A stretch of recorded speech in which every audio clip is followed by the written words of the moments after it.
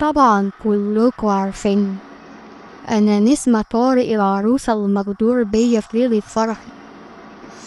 اتغدر بيا من الكوافيرة ومن كل الناس اللي موجودين لمجرد إني زعلت شوية.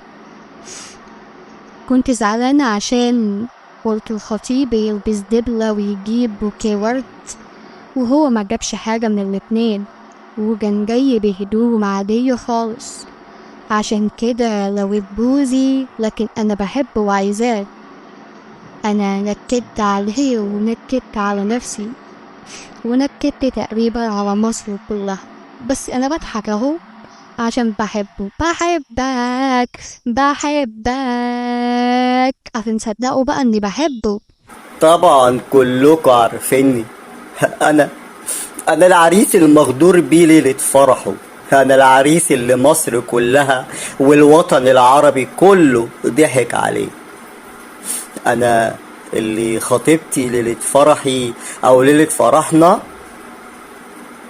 لوت بوزها وخلت كل العالم يضحك عليا ويقول لي انت متجوزها بالعافية. انا حد على قد حالي وهي عارفة كده وكانت عايزاني اجيب بدلة، بس انا شايف اني مش غلطان عشان وفرت حق البدلة عشان احقق لها الحاجة اللي هي عايزاها واجيب لها الفستان وتعمل الميك اب الجميل اللي بتحبه وعايزاه. لو شايفيني غلطان قولولي، علشان انا بجد مش حاسس اني ندمان، ولكن اني اتفضحت بجد قدام كل الناس واهلي ومعارفي.